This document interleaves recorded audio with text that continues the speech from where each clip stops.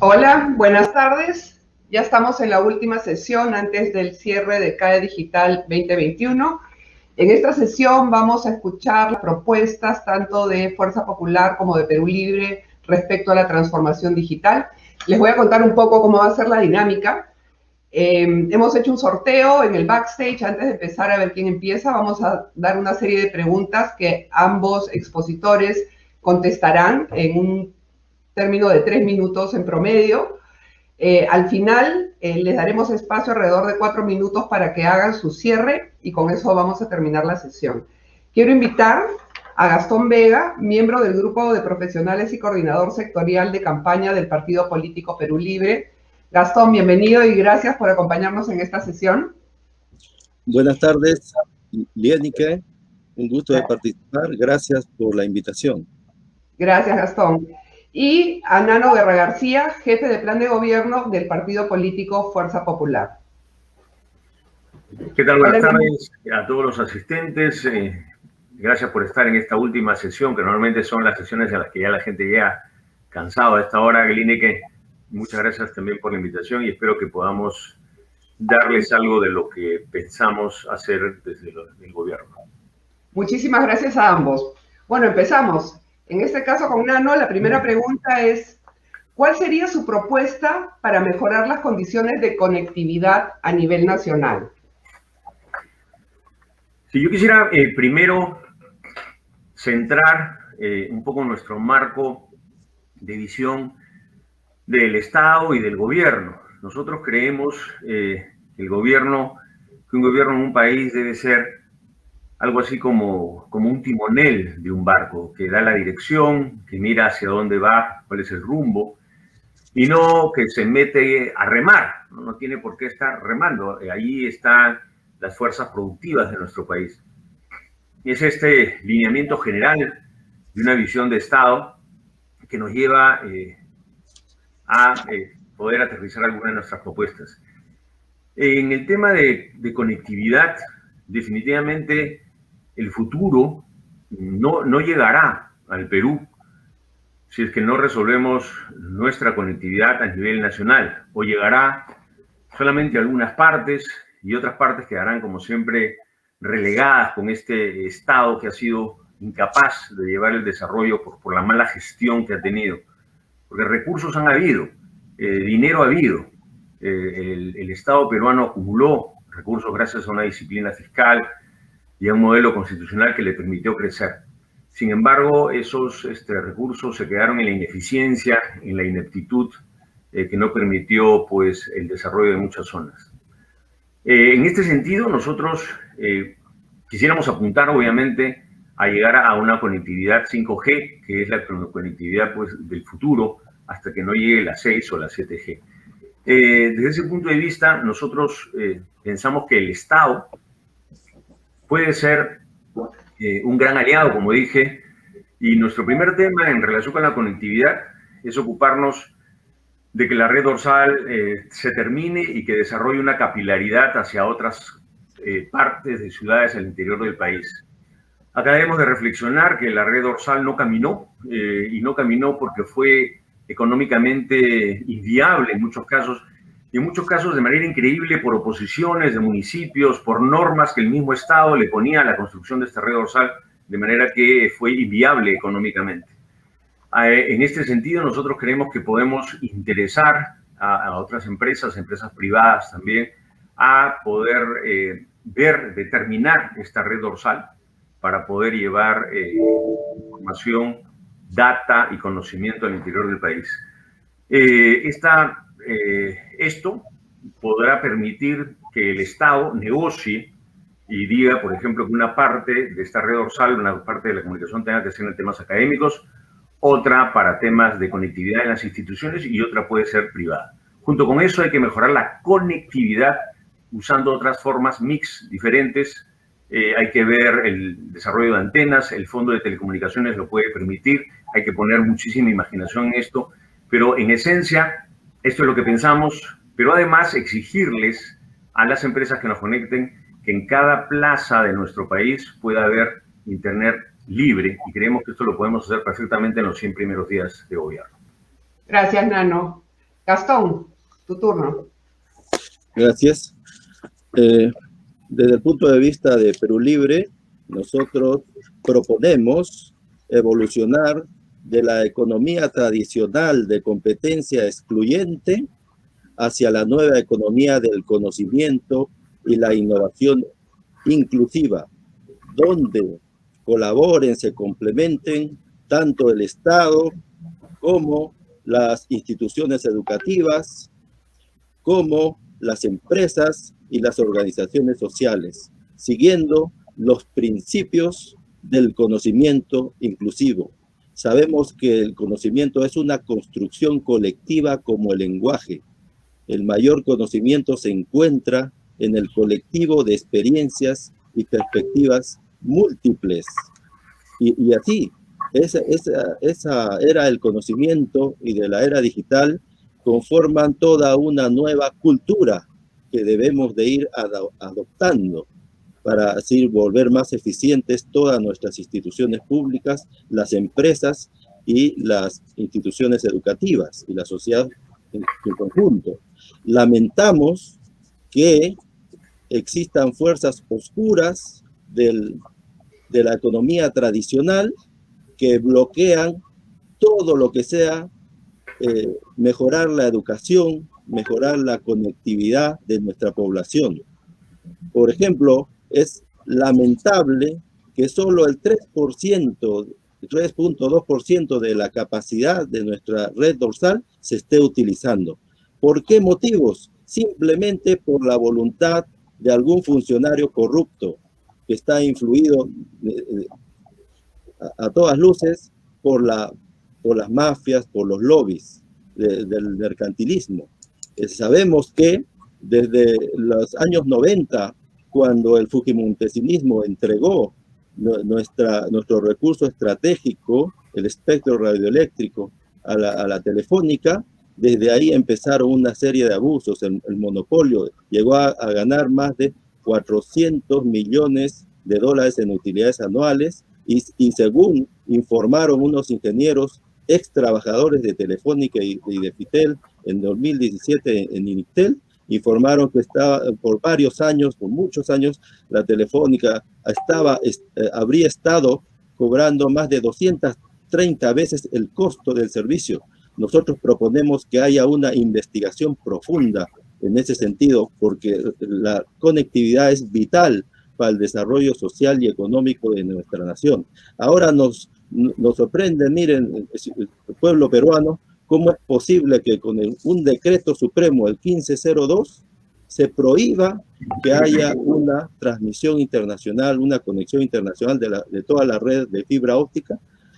Y es más, no se lo utiliza como intranet nacional para conectar hospitales, centros educativos, comisarías, no se lo está utilizando. ¿Qué ha hecho? Por medio de la ley y por medio de la corrupción, han hecho que esa inversión de 333 millones de dólares para implementar más de 15.000 kilómetros de fibra óptica estén ahora en manos de una empresa privada que ha multiplicado el costo a 27 dólares por gigabyte. ¿Y qué ocurre? Han puesto un precio leonino, por supuesto nadie lo puede utilizar porque es excesivo, simplemente para bloquear su uso, correcto, ¿no? Entonces ya estamos en el tiempo, Gastón. Es la corrupción, no es la ineficiencia de la sociedad civil ni del Estado, es la corrupción la que está actuando ahí. Te agradezco, Gastón. Vayamos a la segunda pregunta, y ahora empiezas tú, Gastón. ¿Cómo resolverá su gobierno las grandes brechas que están impidiendo el desarrollo del servicio educativo a distancia, de manera adecuada en gran parte del país a través de la tecnología digital? Pues gracias por la pregunta. Por supuesto que primero tenemos que priorizar la conectividad de todas las familias del Perú. Tenemos que usar el 100% de la red dorsal de fibra óptica y conectar a todas las provincias, distritos y la última milla, lo que llegue fibra óptica a las familias del Perú. Queremos implementar una fábrica de fibra óptica en el Perú, como lo ha hecho Ecuador, en el gobierno del señor Rafael Correa, se asoció, hizo un convenio con una empresa internacional y implementaron una fábrica de fibra óptica. De esa manera se facilita llegar a cada hogar peruano con fibra óptica y con la máxima calidad. En el Perú pagamos las tarifas más caras y de la peor calidad en el servicio de internet, telefonía. ¿Por qué? Porque es la corrupción la que está reinando, el mercantilismo, ¿no? No ha permitido que se conecten los colegios, los hospitales, los puestos de salud, las comisarías. Existe las empresas, la pequeña, mediana empresa, muchos sufren de los problemas de conectividad y por supuesto los estudiantes están siendo enormemente perjudicados por la corrupción a partir de la constitución fujimontesinista que permitió que con la firma de un solo funcionario corrupto le entreguen los contratos ley, nuestros recursos vitales de la nación a mafias. Y eso es lo que está arruinando y destruyendo nuestra economía. Nosotros queremos primero dar conectividad de primera calidad a toda la ciudadanía y también implementar una fábrica ensambladora de teléfonos celulares, laptops, computadoras, tablets, como está haciendo Bolivia, en colaboración con otras empresas y gobiernos extranjeros, y haciendo un pacto ganar-ganar con el empresariado nacional. No se trata de estatizar todo, no. Se trata de complementarnos, sumar esfuerzos, Estado, empresas, instituciones educativas, instituciones de investigación, sociedad civil, para hacer más grandes nuestras empresas, de hacer la revolución educativa, donde podamos convertir cada colegio en una escuela politécnica, como un Senati, las universidades, dar posgrados gratuitos, ¿correcto? Y de esa manera alcanzar a convertir a nuestro pueblo en productores de conocimiento nuevo, de patentes, de innovaciones. Ahí podemos generar pleno empleo porque el conocimiento evoluciona hasta el infinito. Por lo tanto, toda persona que alcance determinado nivel educativo se convierte en un productor de innovaciones. Y si las innovaciones tienden a multiplicar riqueza, entonces es absurdo que haya pobreza y desempleo. Eso lo hay porque es un sistema de mercantilismo, de economía tradicional excluyente, que no permite que prospere la gran mayoría de la población, y solo unas mafias, unas élites son las que lo hacen. Pero queremos hacer un pacto ganar-ganar con el sector empresarial, con las instituciones educativas y con el Estado para complementarnos, sumar esfuerzos, se realice el Estado, por ejemplo, podría crear agencias de investigación básica y para proveer de conocimiento nuevo a las empresas y se desarrolla en forma conjunta investigación aplicada y así podamos producir en conjunto innovaciones de alto valor, innovaciones, por ejemplo, como el celular, que significan más de 300 patentes, significa que hay cientos, para una innovación moderna, cientos de estudios de investigación básica y aplicada se necesitan hacer. Eso lo podemos hacer en complementación, en colaboración, en pactos ganar-ganar. No se trata de estatizar, se trata de sumar esfuerzos todos los peruanos con las empresas para hacerlas más grandes y mundiales. Gracias, Gastón. Nano, educación. Sí, ahí mi nombre me ha puesto Nano Guerra Gracia. Todavía no soy tan Gracia, vamos a modificarlo después. A ver, ninguna fuerza más oscura que las fuerzas de la corrupción que se han desarrollado por nuestro país y sobre todo en las regiones donde se ha impedido el crecimiento. Nada más individual que el conocimiento y la razón. No existe algo como un cerebro colectivo. El cerebro es individual y es lo que nos hace progresar a los hombres. Nuestro enfoque sobre las brechas educativas se basa principalmente en 3 temas. En primer lugar, hay que mejorar la plataforma que tiene el Ministerio de Educación, una plataforma que se puso a prueba como Aprendo en Casa, en el que vimos algunas deficiencias, pero también hay que reconocerlo, buenas iniciativas y un empuje rápido. Lamentablemente tenemos que esperar en el Perú a pandemias para que SUNAT diga que podemos hacer los trámites rápidos, para que los notarios nos cobren poco y para que las comisarías nos digan que podemos sacar nuestro certificado policial a distancia. Esta plataforma debería potenciarse más. En segundo lugar, a nosotros nos interesa mucho darle a los alumnos de nuestro país la posibilidad de no solamente estar conectados, sino de seguirlo en casa. Una computadora que se comparte y no decir nada sobre esto es realmente impresionante. Lo que hay que decir es que en el país hay mucha gente que no tiene computadoras, hay familias donde solamente tiene una computadora que la tiene el papá que tiene su negocio y el chico que tiene el mismo curso, un año, y el otro tiene otro año en el curso. Entonces no pueden ver todos a la vez. Por esa razón estamos nosotros planteando la compra de 6 millones de laptops para los alumnos de colegios.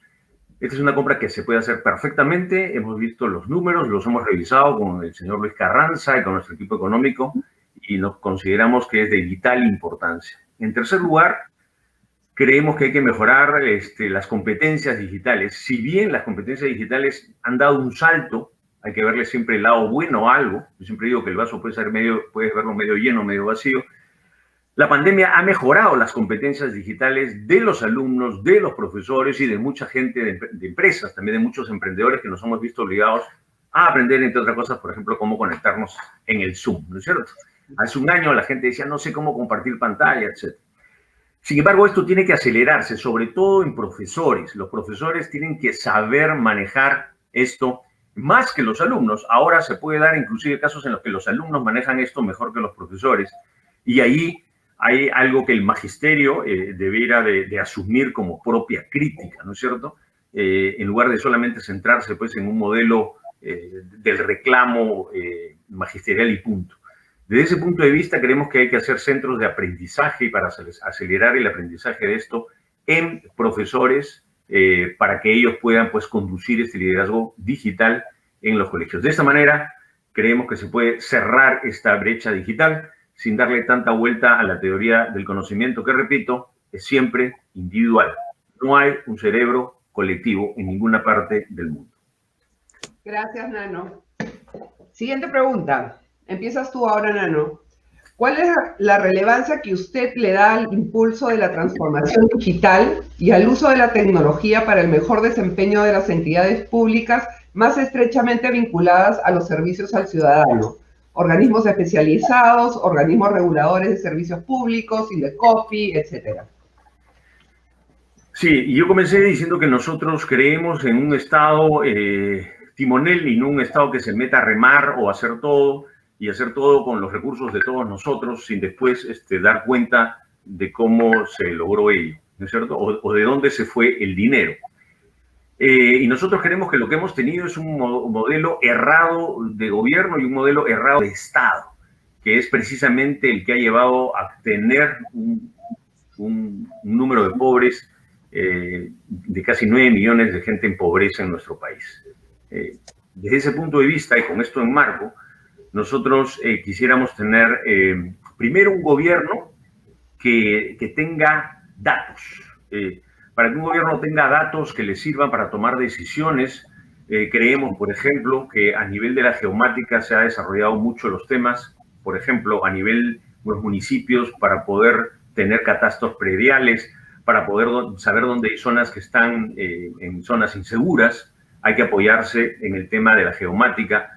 Hay gobiernos como el gobierno de Quebec, por ejemplo, que estábamos analizándolo, que toma casi todas sus decisiones a través de la geomática, de cómo ubicar diferentes pisos de información en una dimensión geográfica, en una dimensión de 3D. Dos, un gobierno que sea transparente, que no sea opaco. Desde ese punto de vista, nosotros queremos impulsar la transparencia de todas las operaciones del gobierno. Compras, reuniones de los funcionarios, citas, agendas y sobre todo cumplimiento de sus planes de gobierno y sus planes de trabajo, que deberían estar al alcance de toda la población y toda la población ver si se están cumpliendo. Queremos también gobiernos que compitan. Y al hablar de gobiernos que compitan, conseguimos a regiones que compitan unas con otras. Y desde ese punto de vista creemos que si bien es correcto la centralización del gobierno digital, hay que darles también a los gobiernos regionales, sobre todo, la posibilidad de que tengan algunos matices en sus presentaciones para que compitan por atraer sobre todo inversión nacional e inversión de afuera. Y luego queremos además un gobierno digital que pueda dar oportunidades, eso lo voy a tratar cuando hablemos de las pymes, que es un Estado que pueda brindarle servicios y apoyos de plataformas digitales, sobre todo a la pequeña, mediana y microempresa. Nosotros no concebimos un Estado que esté perfectamente comunicado consigo mismo, muy ágilmente comunicado consigo mismo, y que no vea qué tan rápido y qué tan ágilmente están comunicadas las empresas entre ellos, porque serán las empresas las que alimentarán a este sistema digital. Un Estado tiene que ver primero cómo está la conexión de su circuito empresarial, de su red de pymes, y luego, si hay recursos, mirar cómo mejoran ellos en sus temas propios. Gracias, Nano. Gastón. Gracias. Primero, informarle a Nano Guerra de que el cerebro está compuesto por más de 100.000 millones de neuronas. Esos son individuos que se complementan, que cooperan y dan lugar al fenómeno de la conciencia, que es esa inteligencia colectiva que nace de esa interconectividad, esa comunicación interactiva, entrelazamiento, cooperación de todos esos millones de neuronas. Por favor. Entonces, así como la naturaleza, los ecosistemas naturales, hay fuerzas de lo individual y fuerzas de lo colectivo que se complementan para mover la rueda de la evolución. Así entonces funciona el cerebro y la conciencia. Es absurdo que mencione que somos solo un individuo. Una neurona en forma aislada o desconectada no tiene conciencia. La conciencia surge de ese colectivo, de ese entrelazamiento, complementación, cooperación, colaboración. Entonces, en la nueva economía del conocimiento funcionan esas dos fuerzas. El premiar, reconocer, retribuir el esfuerzo individual y la inteligencia colectiva. Esas dos fuerzas mueven la nueva economía del conocimiento, de la innovación. La innovación es una capacidad colaborativa. Entendamos, por favor, son dos fuerzas. Y en lugar de hablar de competencia excluyente, que es lo que domina en la economía tradicional, hablemos de gamificación. La gamificación es una disciplina nueva que permite que justamente esas dos fuerzas de la naturaleza se complementen en forma armoniosa y surge esa sinergia y automotivación. Aclarado este punto, vamos a tratar el otro tema respecto a cómo desarrollamos, empoderamos a las empresas. ¿Cómo convertimos a las pequeñas empresas en grandes empresas internacionales? Justamente, decía yo, que hay que complementar al Estado con la academia, las instituciones educativas y las empresas para ayudarles a innovar. Las empresas generalmente no hacen investigación básica.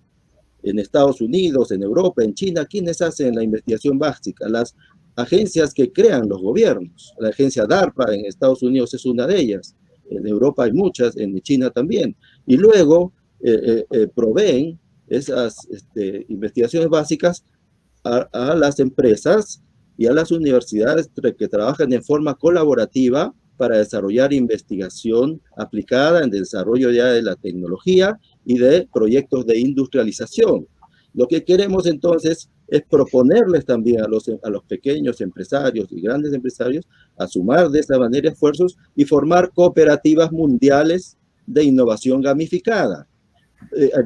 Proponemos desarrollar la nueva industria de producción de proyectos de innovación startup unicornios. Los proyectos unicornios son empresas que tienden a proyectos que tienden a beneficiar a más de 1.000 millones de personas en el mundo y alcanzan un valor de más de 1.000 millones de dólares. Esas empresas unicornios solo se pueden desarrollar en base a grandes redes de complementación, de cooperación. No podemos estar reinventando la rueda en la área del conocimiento. Tenemos que complementarnos entre los mejores del mundo, en gobiernos, empresas, instituciones educativas, para desarrollar en forma serial proyectos de innovación. ¿Qué hace Singapur, por ejemplo? La actividad principal de Singapur, que se ha convertido en una potencia social y económica, así como Alemania, China, los países nórdicos, es la producción de proyectos de innovación. Correcto. Entonces, eso es lo que nos va a sacar de la pobreza, del atraso, de esa economía de competencia excluyente, donde una élite es la que aplica la automatización, creando millones de desempleados y ciudadanos precarios y microempresas sobrevivientes. Lo que queremos hacer es poner la industria 4.0, la automatización, la inteligencia artificial, la robótica, las tecnologías digitales, las tecnologías exponenciales al servicio de todos, complementando, cooperando, como siguiendo las pautas de las fuerzas de la naturaleza reflejadas en los principios de la información y el conocimiento. Gracias, Gastón. Siguiente pregunta, Gastón. ¿Cuáles son las estrategias que aplicarán para reducir la brecha de bancarización en el país en un contexto en el que existen tantas opciones digitales, billeteras móviles, aplicaciones de transferencias rápidas, aplicaciones de bancos, banca por internet, pagos con link, etcétera?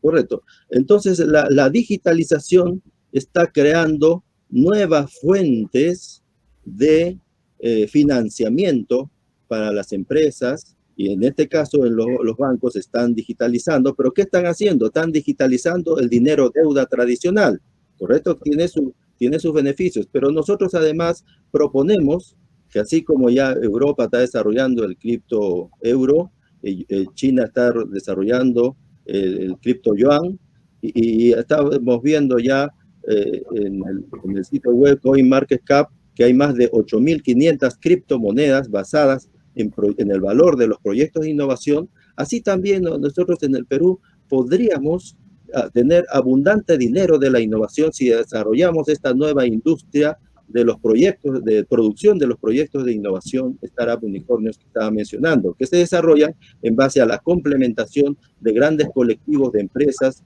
gobiernos, instituciones educativas, instituciones de innovación. Para ejemplificar cómo se genera el dinero de la innovación, voy a dar un ejemplo muy rápido y sencillo. Supongamos que ustedes y yo tenemos la idea, supongamos que no existen los celulares actualmente, pero ustedes y yo tenemos la idea que es posible fabricar celulares. Entonces, desarrollamos estudios de investigación, ¿correcto?, por unos años, y lo convertimos, esa idea que no valía nada, la convertimos en un proyecto para fabricar celulares. Y entonces, suponiendo que no existan los celulares, le pregunto a un economista, ¿cuánto valdría ese proyecto de innovación para fabricar celulares? Entonces él me dice, habría que ver ahorita cuánto están ganando las empresas que fabrican celulares, iPhone, Samsung, Huawei, Xiaomi y otras. Y nos damos cuenta que están ganando grandes sumas de dinero cada año. Y le pregunto entonces, ¿cuánto valdría ese proyecto? Podría valer varias veces el PBI de una nación pequeña, imagínense. Entonces, ¿pero qué ocurre? Un proyecto de innovación de celular, como decía, son cientos de estudios de investigación, cientos de estudios de investigación básica y aplicada. Eso necesita una complementación, una colaboración, pero una colaboración gamificada donde se mida, se retribuya y se evalúe los aportes de cada individuo, de cada equipo, de cada participante. Eso no tenía la cooperación tradicional, por eso que fracasaba, porque se iba al extremo del colectivismo, así como se van ahora al extremo del individualismo. Esas dos fuerzas son complementarias, no son antagónicas. Por eso que para hacer grandes las empresas modernas, tenemos que trabajar en la complementación y colaboración. Tendrán más ventaja en el mundo actual aquellas organizaciones que se organizan en redes más grandes de complementación y colaboración. Muchas gracias. Gracias, Gastón. Nano. Bien, acabo de escuchar una nueva teoría económica, casi como para premio Nobel. Bien, nosotros en el tema de bancarizar, lo que estamos proponiendo es, a ver, el número de celulares hay en el Perú. Felizmente hay un gran número de celulares gracias a este mercado tan malvado, ¿no? Celulares que han costado cada vez menos, que son cada vez más competitivos, y también con precios de tarifas que han bajado muchísimo.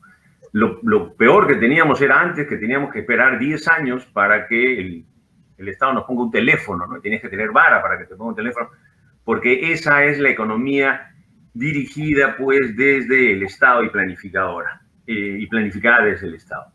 Este número de equipos nos permite poder pensar en que podamos tener una bancarización a través de los teléfonos y de los aplicativos, y es algo que nosotros queremos impulsar. Para ello creemos que hay que desregular un poco, hay que conversar y ver si la Superintendencia de Banca y Seguros crea mecanismos para que faciliten esta bancarización celular, creando esquemas flexibles, sandbox, y también dándole entrada a entidades bancarias de nuevo tipo, que son las llamadas fintechs. Creemos que ahí podemos hacer que exista aún más competencia, una competencia que debiera acelerarse en el sistema bancario, y nos podrá ayudar esto a que exista mucho más bancarización en el sistema. Desde ahí, el Estado tendría que tener un rol impulsor, como he dicho antes, ¿no? Un rol de que pueda poner las bases para que exista esta competencia, como lo hemos visto en esta rapidez aparente con que el Estado se ha movido después de la pandemia. Digo aparente porque, por ejemplo, a mí me parece impresionante cómo después de un año de pandemia seguimos dando algunos de los pagos personales a través del Banco de la Nación a la gente tan necesitada. Es decir, no hemos sido ni capaces de reaccionar a tiempo, porque ese es la indolencia del Estado, ¿no es cierto? La indolencia de un Estado que dice, bueno, yo tengo pagados mis recursos y allá los problemas que los tenga la gente. Entonces, sí queremos impulsar la bancarización, queremos ayudar a desregular para que esto avance más, sobre todo a través de aplicativos, y hacer que existan más competencias, buscando que entre una banca más ágil, una banca fintech. Gracias, Nano. La última pregunta antes de entrar a sus conclusiones. ¿Cómo podemos incentivar el crecimiento de los pequeños empresarios a través de la tecnología? Nano. Bien, hemos señalado al inicio que la red dorsal podrá permitir conectar a alumnos, conectar a la academia, y esto podríamos hacerlo a muy, bueno, lo de los alumnos a ninguna tarifa, lo de la academia a muy baja tarifa o subsidiado para que exista investigación, y luego conectar al Estado también, ¿no? Pero en paralelo sobrará mucha banda para que pueda conectarse la pequeña, mediana, microempresa. En realidad toda la actividad empresarial, no es que la grande sea mejor que la pequeña, es el emprendedor en realidad siempre quiere crecer. Por eso decimos nosotros, no hay pequeño empresario, hay empresario de la pequeña empresa. En Fuerza Popular queremos hacer una política de Estado, la formalización. La formalización tiene que ser una política de Estado y tenemos que buscar llegar a un 50% de informalidad terminado el quinquenio, y creemos que lo podemos hacer. Estamos proponiendo una Comisión Nacional de Formalización, pero cuyo esquema no sea persecutorio, no sea un esquema en el que se busca cerrar, multar o recaudar, como si estuviésemos en la época de Robin Hood, en que el Estado, ¿no? Este Estado que le encanta tener, le quite los recursos a la gente cuando la gente sabe qué hacer con los propios recursos. Por eso, por ejemplo, estamos proponiendo que en el canon la gente se le dé los recursos y que se quede con dinero en su bolsillo, en lugar de estar creyendo que un gobernador regional iluminado le va a resolver la vida. Desde ese punto de vista, nosotros queremos que el Estado pueda ir reclutando información de las empresas, pero no con un afán recaudador, sino un afán de saber dónde están. Hay que saber quién genera riqueza. Hay que tener también un mapa de generación de riqueza. ¿Quién es el que se está moviendo? ¿Quién es el que está haciendo algo a pesar de estas duras circunstancias de nuestro país? Porque ese merece el apoyo, merece que el Estado llegue primero a felicitarlo, luego a decirle cómo lo apoya, luego a capacitarlo, luego a decirle acá hay grandes empresas para que se puedan conectar o hacer negocios contigo, luego para traerle los recursos del Estado con el 40% de las compras del Estado, y al final para cobrarle, y no como se hace ahora. Entonces nosotros concebimos las herramientas digitales como una herramienta, las herramientas digitales como algo que nos ayude a hacer esta conexión. Pero en paralelo con esto, que nos ayuden también a mejorar las capacidades de la pequeña, mediana y microempresa. Si algo vimos en la pandemia, yo lo vi en los cursos y en las charlas que comencé a dictar apenas hubo el cierre y dije vamos a hacer conferencias desde la Asociación Nacional de Emprendedores, es que el emprendedor rápidamente aprendió a conectarse. Y en esta rapidez se ve la capacidad que tiene el emprendedor peruano, que no está esperando a que lo ayuden, sino que avanza por su propia cuenta. A ellos hay que darles más capacidades, hay que darles portales, hay que enseñarles sus diseños gráficos para portales, hay que darles portales de mercados y hay que hacerlos entrar en el mercado estatal, que ahora está cerrado a las fuerzas oscuras que se amarran siempre y que también nos puede ayudar a conectarlos a nivel internacional para que puedan vender sus productos afuera. Esa es una decisión nuestra, el apoyo total a la pequeña, mediana y microempresa. Gracias, Nano. Gastón. Respecto a las empresas, nosotros sí creemos en el mercado, pero el mercado equilibrado con la evolución del conocimiento. Porque ¿qué ocurre cuando existe el mercantilismo, la competencia excluyente de la economía tradicional? Veamos cómo funciona el mercado. No hay mercado del agua de mar ni del aire porque son abundantes. Pero la historia de la humanidad nos muestra que es una transición de la escasez hacia la abundancia mediante el desarrollo progresivo de conocimiento nuevo e innovaciones. Se va acercando esa distancia entre la escasez y la abundancia. Así están desarrollando ya el proyecto ITER, el proyecto de fusión nuclear, Europa, China, etc., con lo que pueden generar abundante energía, ¿correcto? Entonces, mientras más desarrollamos el conocimiento nuevo, educación, convertir a nuestra población en productores de conocimiento, dándoles posgrados gratuitos, como hace Singapur, Alemania, los países nórdicos, China y otros, entonces vamos a poder generar abundancia de proyectos de investigación, de innovación tecnológica, y cuando hay abundancia de proyectos, hay abundancia de oportunidades de trabajo, ¿correcto?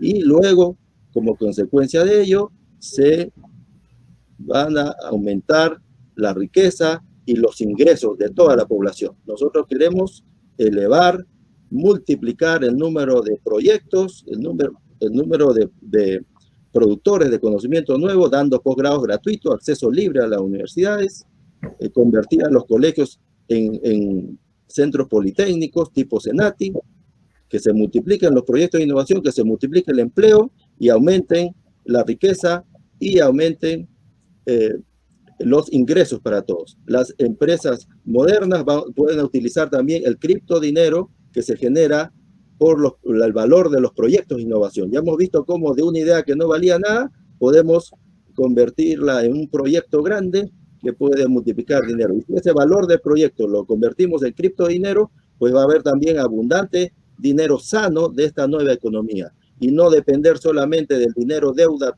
tradicional, dependiendo de los tributos. Y eso es lo que pasa en Singapur, en Dinamarca, por eso los trabajadores tienen allá más de 13.000 soles, el equivalente de ingreso medio.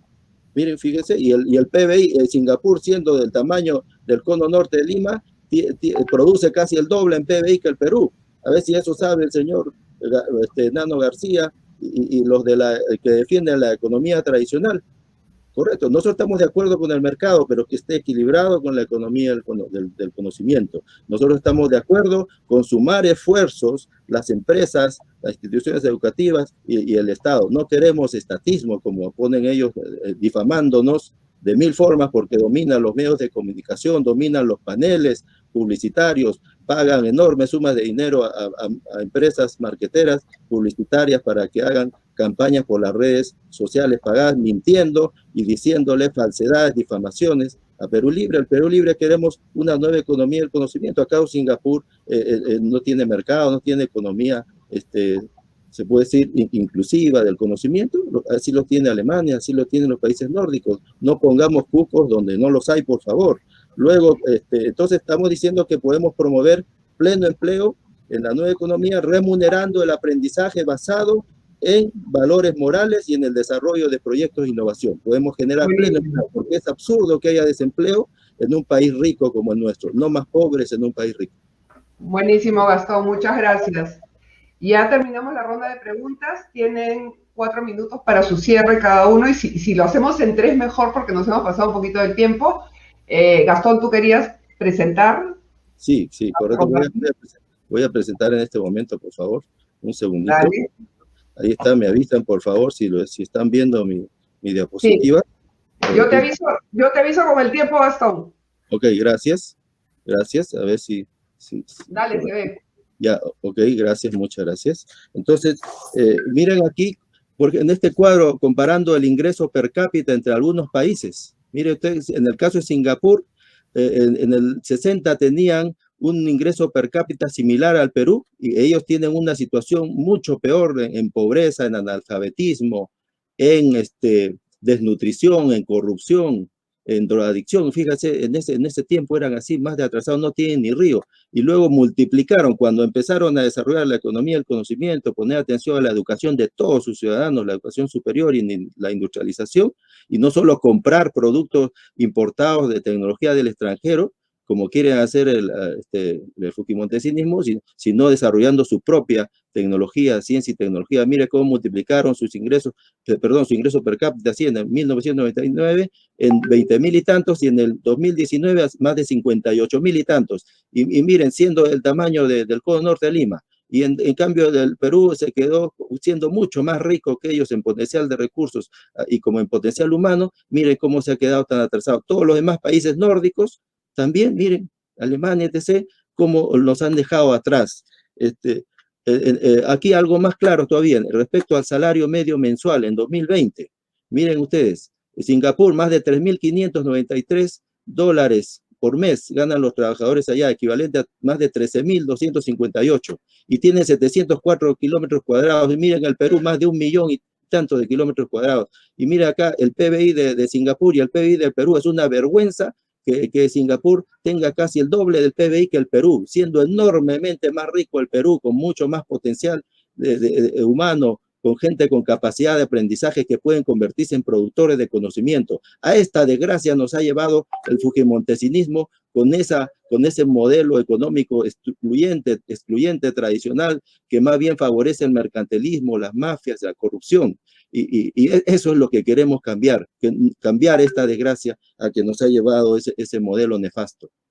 Hay que tener entonces, comprender más los principios del conocimiento. Yo en otro momento habrá para explicar más estos temas. Es muy importante aplicar esto para convertirnos en economía y sociedad del conocimiento. Toda persona con capacidad de aprendizaje que alcance un determinado nivel de educación puede convertirse en productor de conocimiento. Unos se pueden demorar más que otros en llegar a ese nivel, pero todos lo pueden alcanzar. Eso lo ha demostrado Singapur, Alemania, los países nórdicos, y ahora lo está demostrando China.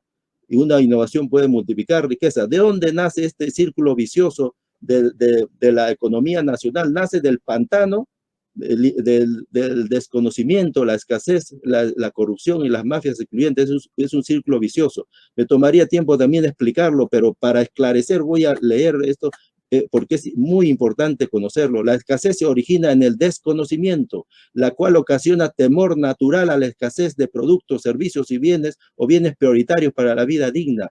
Cuando la escasez se hace crónica, el temor y el miedo también se hacen crónicos. Entonces se genera trastorno, enfermedad de las emociones, pensamientos y valores del ser humano, lo que genera egoísmo, codicia, intensificación de la competencia excluyente, tornándose cada vez más implacable, tendiendo a la formación de organizaciones mafiosas, tratando de defenderse en la carrera de lobos, en la que se van corrompiendo de menos a más las personas y las organizaciones, produciéndose crecimiento de la desigualdad, acaparamiento de recursos, especulación, exclusión, corrupción, inseguridad, desarmonía social, crisis social y económica, conflicto y hasta la violencia, lo cual a su vez refuerza el círculo vicioso de ceguedad, desigualdad, insuficiencia, precariedad y muerte por pobreza y exclusión en las mayorías. En suma, acrecentamiento de las limitaciones y descomposición del sistema social y económico en su conjunto. Surge el exacerbamiento del mercado, la escasez y el neoliberalismo excluyente empoderado por la automatización acelerada. Cuando la automatización está solo al servicio de las élites, se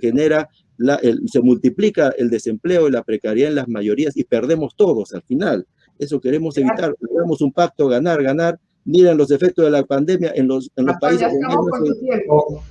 Ya cierra, por favor, que ya está el tiempo. Muchas gracias, muchas gracias. Cierro gracias.